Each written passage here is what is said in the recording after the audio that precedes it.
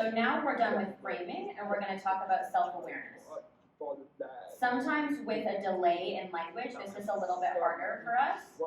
So I don't want to spend all of my time on this, but I'm going to give a couple of tips. Hidden disabilities are real. They are a real pain when you're trying to do things as a deaf person. For example, if you have ADHD, autism, dyslexia, dyscalculia, generalized anxiety, many times deaf people are overlooked because, oh, you're deaf, that's the cause of all your issues. But sometimes you might have a hidden additional disability. And there are other ways of functioning if you recognize what's happening.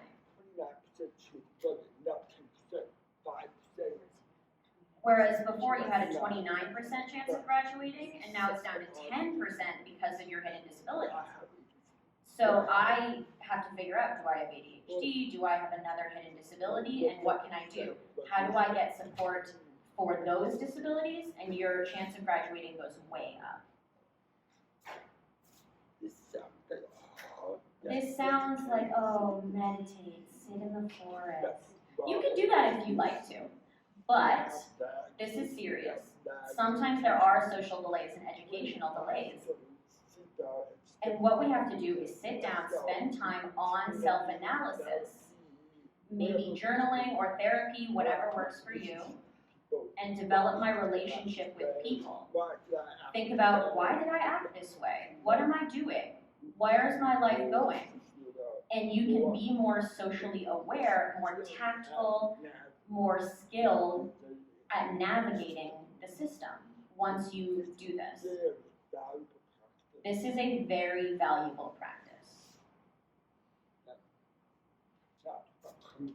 Now we'll talk a little bit more about accommodations. I'm trying to speed through some slides, and there is more information on those in the email I will send out. So I'm going to summarize some of the key points in this next part so I don't put you to sleep by accident.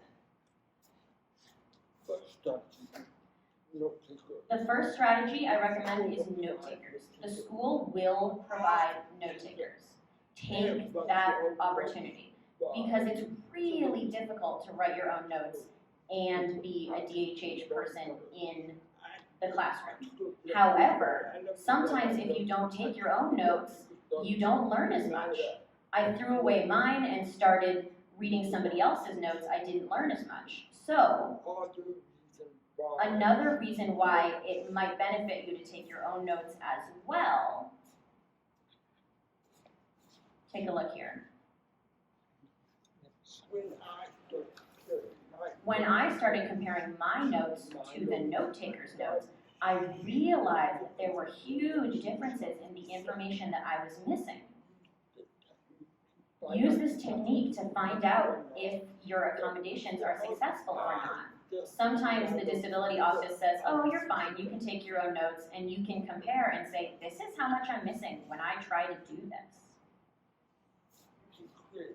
You can also create new approaches.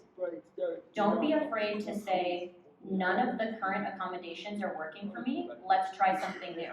Propose a new idea. Maybe it's